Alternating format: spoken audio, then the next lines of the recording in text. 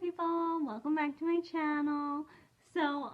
Yeah, today I have my hair down. I don't have pigtails in because I'm going to talk about some positives and negatives to music therapy. And as y'all know, music therapists were like hippies over here. We got really, well, at least I have really nice long hair. My hair grows like super fast because, you know, I'm Armenian. And yeah, so that's why I decided to wear it down and show you guys how long it actually is. I don't really know what's wrong with this piece.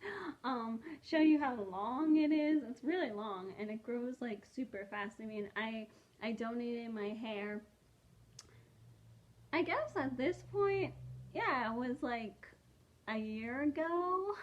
I got it cut like to here, and then now it's like all the way down here. My hair grows about 4 inches um, every like 6 to 7 months, I guess. So, yeah, so it grows really fast. That's pretty darn awesome.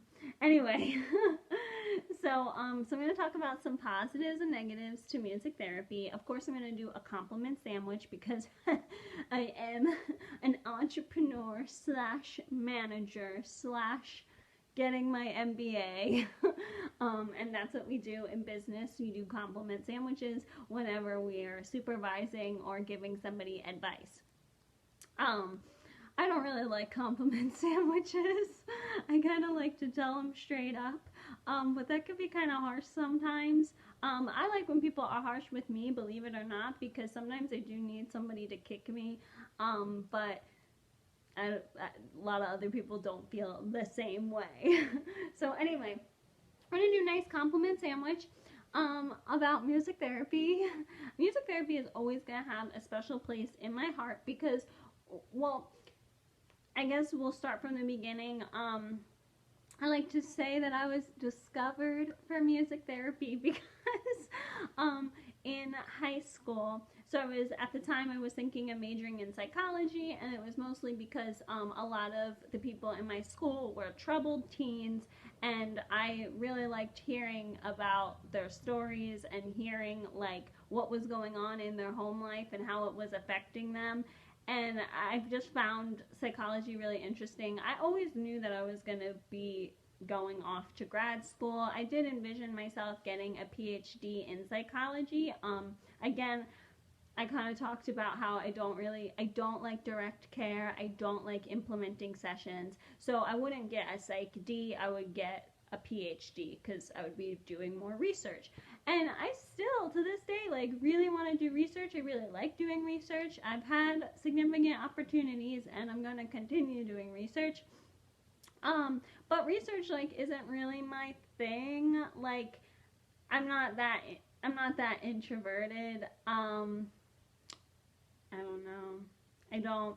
I'm not really that good at writing. I'm more of a math and science type of person. So I guess those are kind of like the issues behind getting a PhD. It's also kind of hard to pay off, especially in the area I'm living in, because there's like a lot of labs already established. So I'd have to work under somebody, and it would be kind of hard to pay off that degree. But anyway, so I didn't know, high school me didn't know that. Anyway, so I was playing music in a concert, and at the time I was like pretty darn set on majoring in psychology, and then I was playing, you know, I played flute and piccolo, and I actually taught myself how to play piccolo because we couldn't afford private lessons in my family. So then my elementary school teacher came to the concert because he had kids around my age, and he was like, "Megan, you're so good. Like, when did you start taking private lessons?" And I was just like, I didn't. Like, I don't. And he was just like, "Oh, but how did you learn how to play piccolo?" And I was like, I taught myself. Like, I wanted to play piccolo because my mother played piccolo, and it's small, and I'm small, and I thought it would be super cute. So that's why I learned. And I didn't tell him all that, but I just said that I taught myself.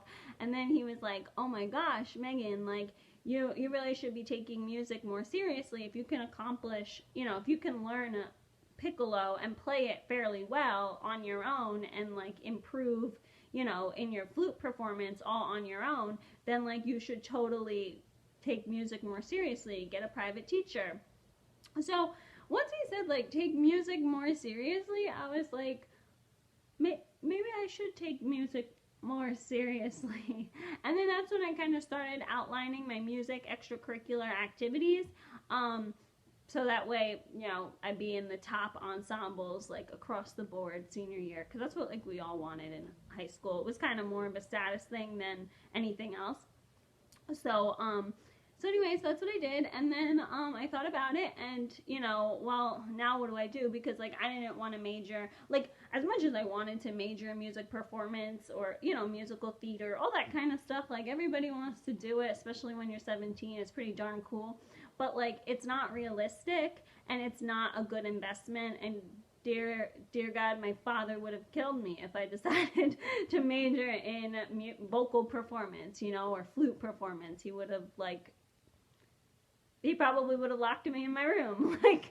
So anyway, so I was thinking about it, and I didn't really want to do music ed because everybody else was doing music ed, and I don't like the idea of teaching in a public school system or even a private school system. Like, I didn't like it. I didn't like all those concerts you have to prep for, and, like, the booster club, and then you have to, like, be in charge of, like, jazz band or marching band, and I did all the music stuff. I didn't like all of it. But then, and then there's also music technology, but, like, I'm not very good. Clearly, I don't edit my videos because sometimes I get a little too fixated, and that's, like, one of the big things about music technology is I'd get a little too fixated doing GarageBand and kind of lose track of the goal. Plus, like, there aren't that many jobs in music technology, at least not in the area where I wanted to live. And then the programs too, like, music technology programs are kind of far and few between. I don't like writing my own music, so music composition was out. And then I was like, well, I want to do psychology. Maybe I'll major in psychology and minor in music, because, like, that's definitely an option, and a lot of people do it, right?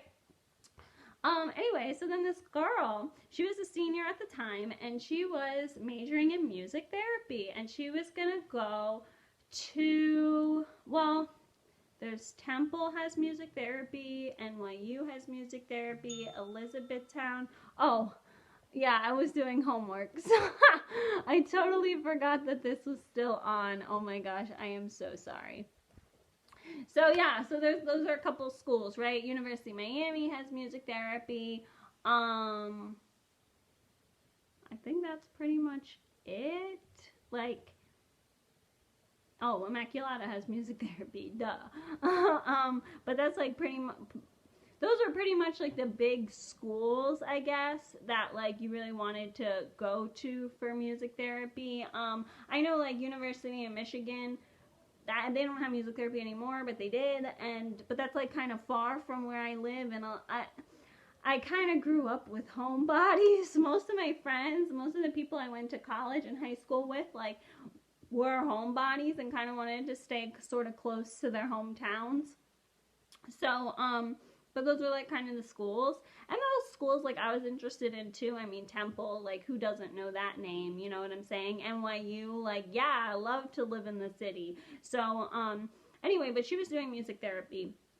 So I asked her a little bit about it, and I came up with the conclusion all on my own that music therapy is a performance position that you get paid for. It's a regular salary. You get benefits. You're working for a hospital. Oh, sounds like a good gig to me.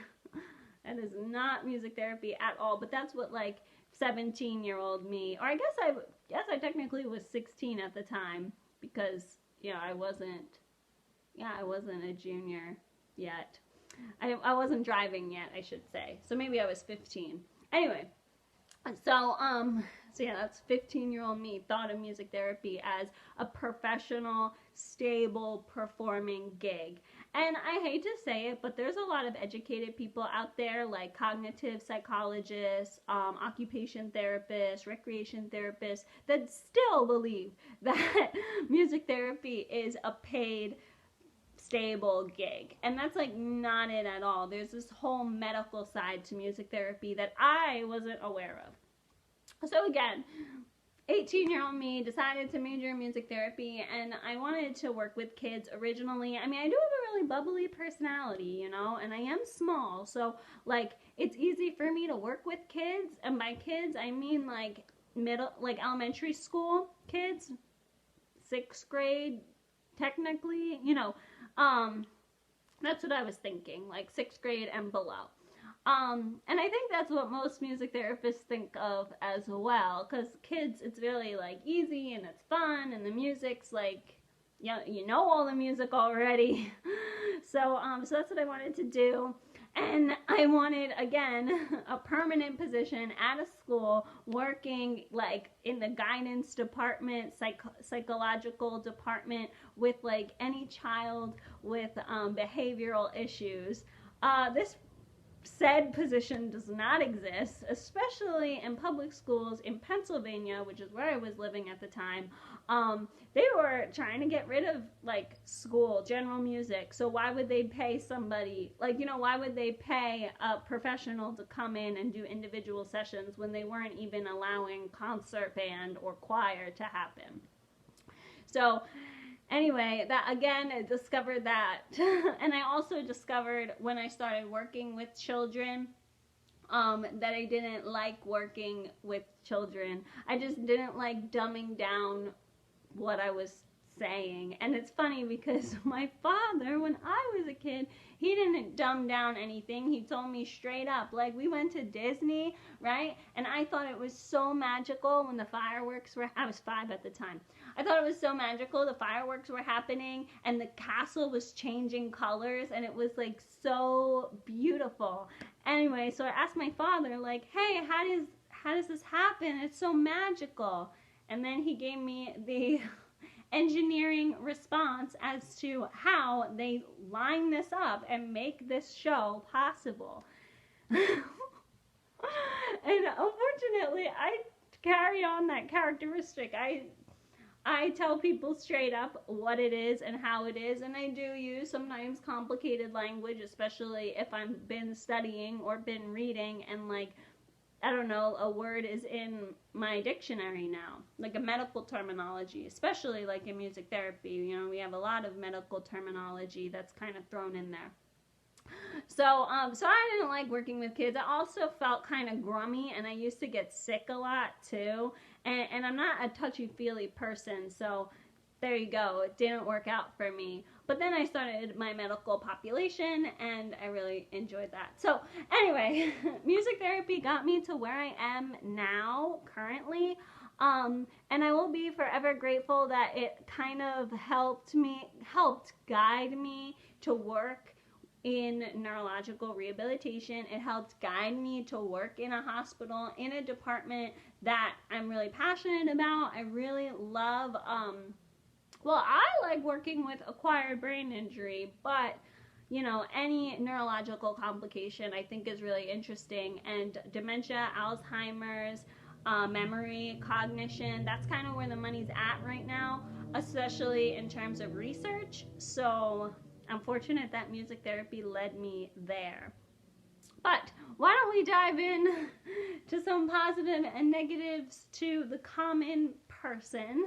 So positive about music therapy, number one, and this is kind of like a college positive, you get to be part of the music department. You know, you're a musician. You get access to the practice rooms. You get access to, like, really talented professors. A lot of these professors were pretty well off, and they were professional performers, which was kind of cool. You get to network with a lot of cool people. You get to go see a lot of concerts for free, especially with your college ID. You get to experiment, and by experiment, I mean try a lot of different types of music. I mean, as a music major, you know, you do have to learn piano. You do have to learn guitar. If you're music ed, you know, you do have to take brass, like a brass class, a woodwind class, a percussion class. Music therapy, we didn't have to take brass class, but we had to take percussion, and that was a lot of fun.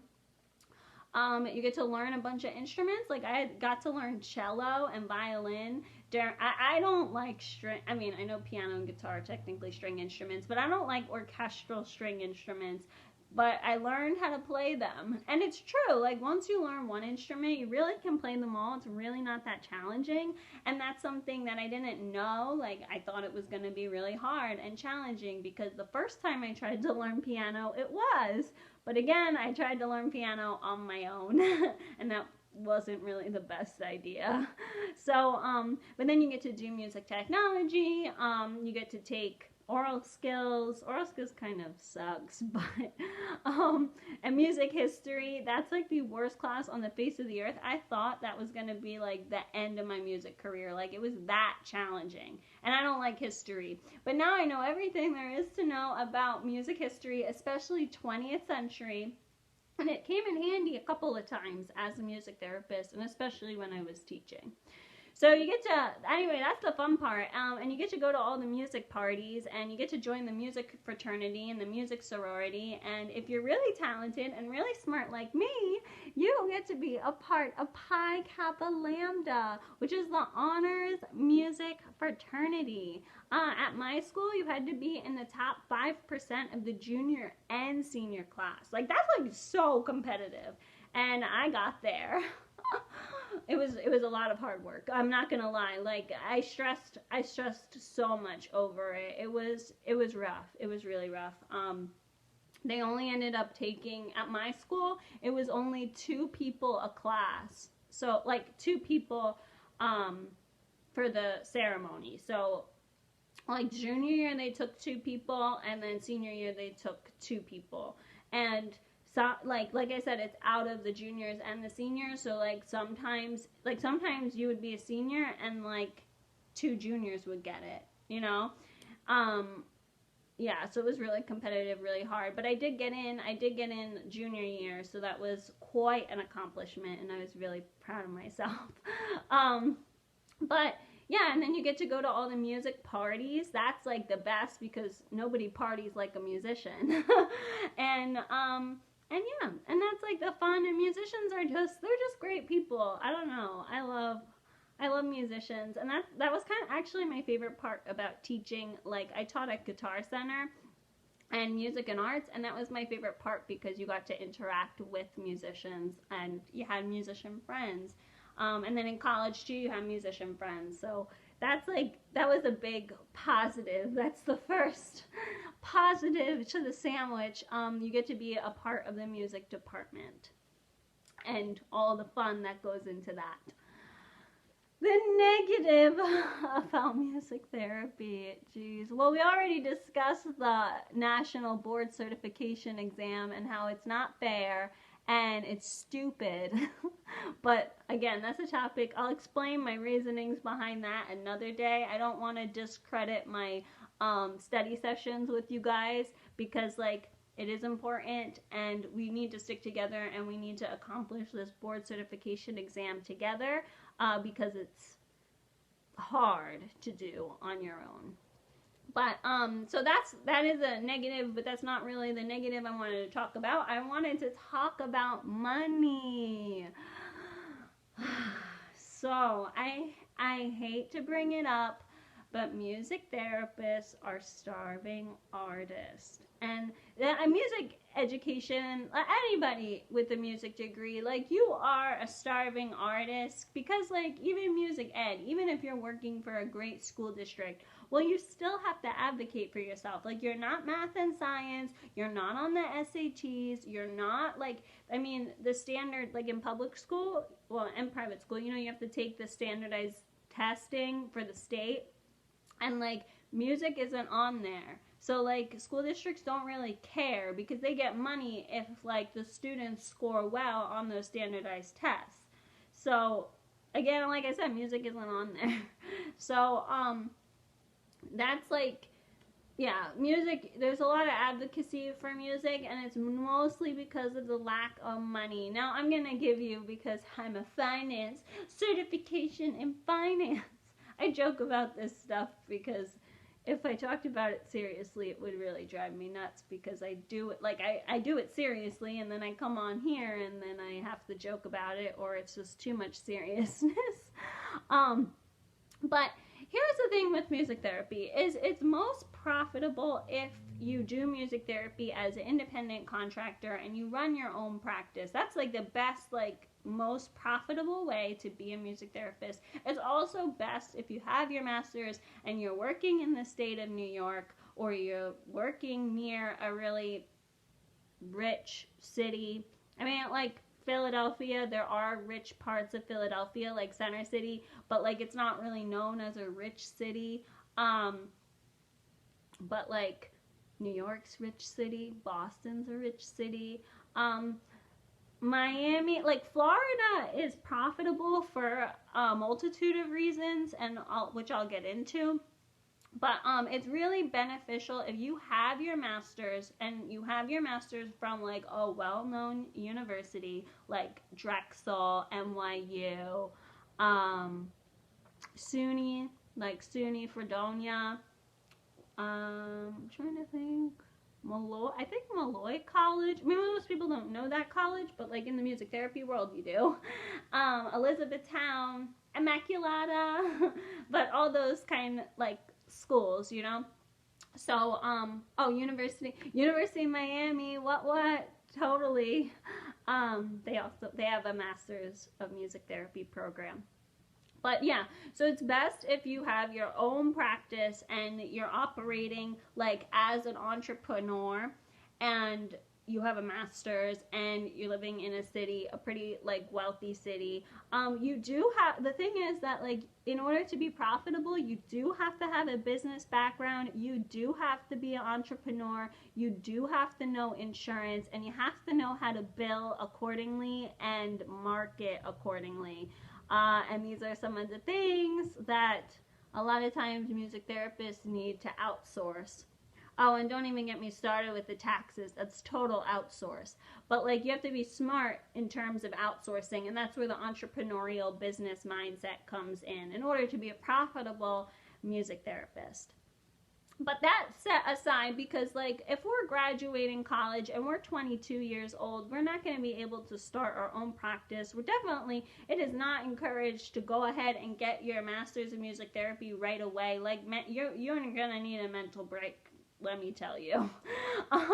So the negative is money, because like you're not going to be able to be profitable right off the bat, right? So you do need that entry-level position, and it's really hard to advocate for yourself and get an entry-level position that pays well. Now, when you're 21, 22, and you haven't gotten paid for any of this work that you've done, $30,000 seems like a good annual salary. $35,000 seems like a good annual salary. We'll go up to even 45, okay?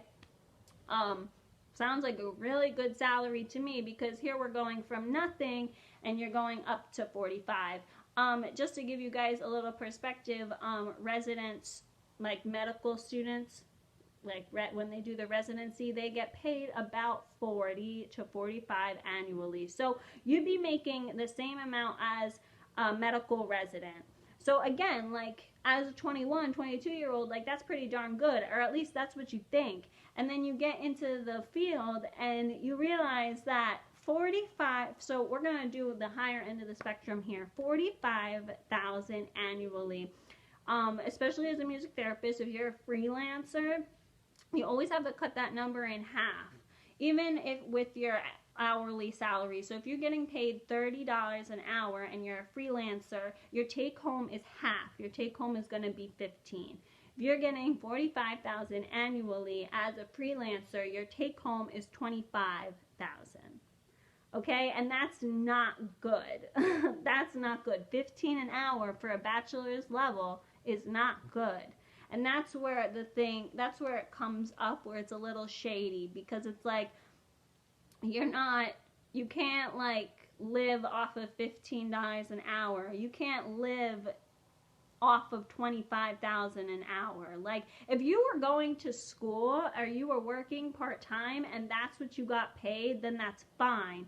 but you're not. You're a full-time music therapist, and you're giving your heart and soul into your work, and that's how much you're getting paid. Like, that's crap.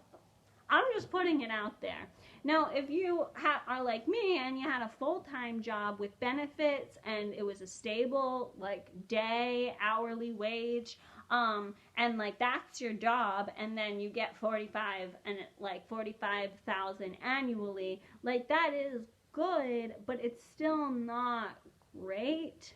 Because like business majors with a bachelor's degree who didn't have to do all that clinical work you had to do, they're making 50,000 plus with a bachelor's degree. So again, like even if you were salaried, a full-time employee at a company making 45,000, again, and like taking home, after tax, taking home like 40, it's still not that great, because there's people who did a lot less work than you did, and they're getting paid more.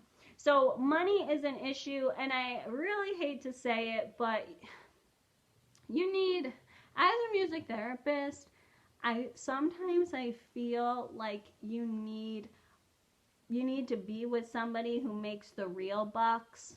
Like, like you need to be married to a doctor or a nurse or a CEO. Like, so sometimes I feel like you need to be married to somebody who actually has a job and actually makes the big bucks in order for you to continue doing music therapy and making it work for 45,000. Like, that's sometimes how I personally feel. I can calculate the numbers to back it up if you really want me to.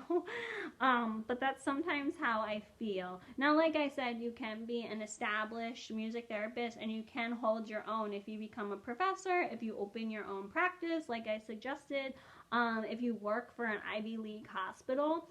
But again, all of this requires like additional education. And it's going to take, that's another thing, it's going to take you about 3 to 4 years working full time to pay off a master's level music therapy program. Again, just to let you know, give it a little perspective. Whereas an MBA, for example, that's going to pay you off. That could possibly pay off in a year. You could get that back, or a year and a half. Depending on the position, just to like put it into perspective for you. So that's the negative, the money. But a lot of times money isn't everything, right? And this is where the positive comes in to play. The last, because it's a compliment sandwich, so the positive to music therapy is, the self-satisfaction, the self-actualization, the like personal connection, the rapport with the clients. I mean, sometimes it is so funny what these clients say, and you're just like, what? Like, one time I went on vacation for a week, and then I came back, and half the clients didn't remember me, and it was just so, I know most people are probably like, oh my gosh, you were probably offended, but no, I wasn't offended, because it's like, it's funny. Or like, one of my clients, she got confused, like, what's music therapy and music education? And because it was a client asking me this question, like, I wasn't offended. And, it's like, it brings you joy that they do care about you. And a lot of clients, they'll care about your personal life. Like, I know it's not appropriate to be like, oh, I'm moving, or, I'm taking this next step in my relationship. Like, it's not really appropriate to talk to clients about that, especially if they're like own relationships. If they're like in acquired brain injury, there's a lot of relationship trauma and relationship tension. So it's not really appropriate to talk about your own luxuries, But a lot of times they do care. Oh, do you have kids? Oh, what are you doing for the holidays? And they like genuinely care. And it's really nice and it's really sweet. And like sometimes they yell at you and they pull your hair, but other times they're just so sweet, and it's like having a kid, and it's cute. And it's sweet, and you really do bring joy to these people's lives. Like, and sometimes they don't say it, sometimes they don't appreciate it in the moment, but like deep down inside, they care, and that's like just so meaningful. And there's never going to be a specific amount of money that's going to give that satisfaction or give you that sense of, oh, I'm really doing something important. Like I'm really an asset here, you know what I'm saying? So anyway, I love all my clients. Like, they're the best. They're honestly the main reason, and I think this is safe to say, they're the main reason why we stick with music therapy and we do our job and we don't become administrators. Because, like, when I was a supervisor, I didn't interact with the clients all that much. I didn't have that many encounters, that many funny stories, that many laughs. Most of it was business oriented, and I liked it because, like, I wanted to move up in the totem pole again for money's sake. I guess, like, for me personally with music therapy, I unfortunately did have to leave, and that was because of money and finances. But that's a different story. If you can stick it out for as long as you can without, like, going up to a supervisor role and still doing, like, direct care and still having those patient interactions, I'd say do it.